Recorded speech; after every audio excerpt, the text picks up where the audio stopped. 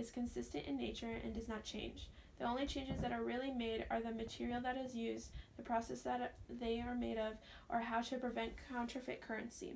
New coins were introduced regularly into the ancient Egyptian culture due to pantheons changing regularly.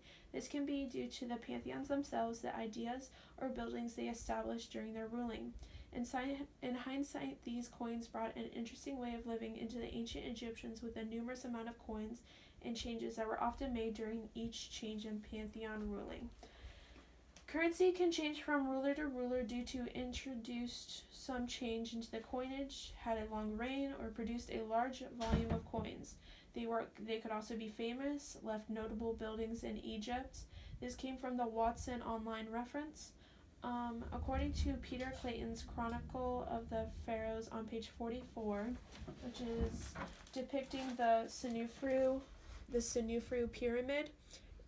Actually, in that picture, it's broken off in a corner. But during the 4th dynasty, Senufru consisted of 17 kingdoms of Memphis who reigned for a total of 448 years. You can find that on page 43. That is a lot of time to produce coins for the public. There were also 2 pyramids. That was only one of them in the picture.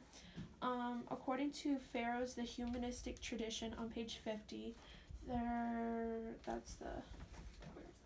That's this one. Nope, not that one. This one. Yeah, this one.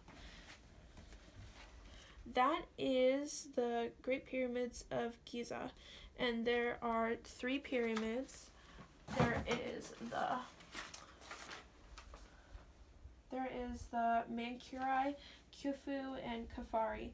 These well-known buildings are showcasing how these rulers during this time were important and had many coins incorporated throughout their society and period. The coins are mentioned to provide settings for the coins and not to produce a complete account of history of Egypt, which came from the Watson online reference.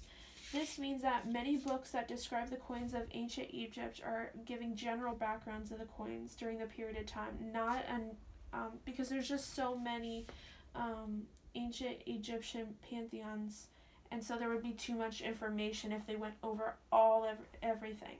Certainly not all the history can be looked in from the simple coins, but it can certainly help us understand their society a little bit more. As of today, normally goods are given in exchange for currency.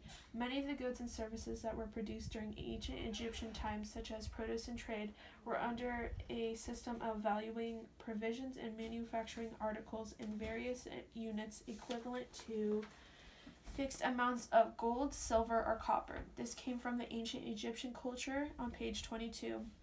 Payments were given by weights or by rings of metal. These coins had no markings or a guaranteed value. Ancient Egyptian culture on page 22.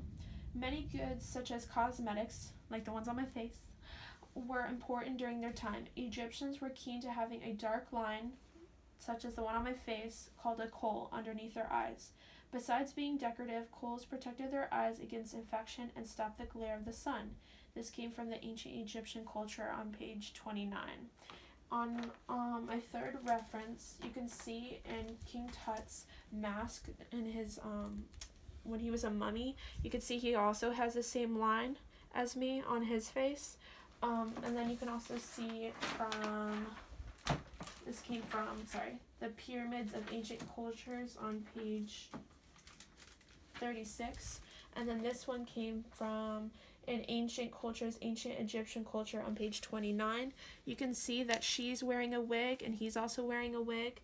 And sometimes the hats they wear, they have perfume inside of them so that the hair smells good all day. They often wear a lot of jewelry and, yeah.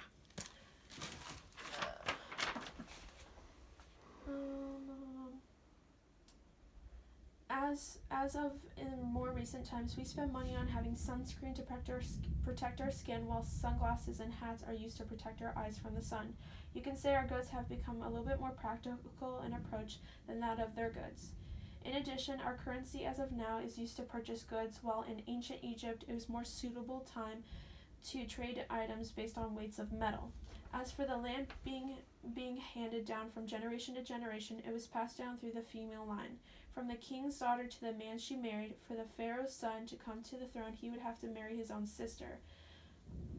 You can find that reference in Pharaohs book on page 47. There's actually a very good example of this, because on page 47, this is actually a sister and a brother, and they actually got married so that they can rule together, because the brother also wanted to be ruling, so she married her brother so that they can both rule.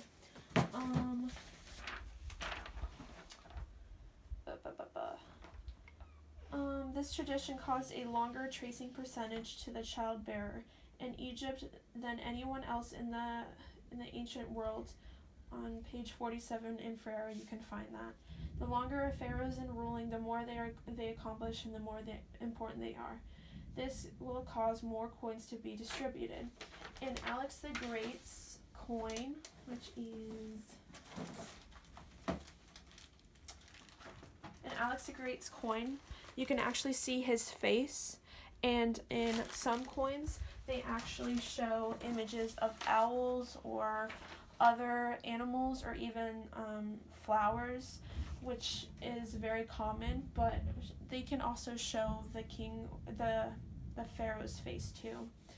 In conclusion, the currency of ancient Egypt may have changed frequently due to the new successors and rulers of each period, but this has also caused the public to have an increased amount of coins in recognition to the success of each ruler. The more a ruler did for their community, the more successful they were to have their coins placed into the hands of their society. All in all, ancient Egypt's currency, regarding the reoccurring change in their pantheon rulers, is significantly different from our own life today. But it is an interesting perspective to see how currency was instantly affected by the rulers in the ancient Egyptian pantheon system.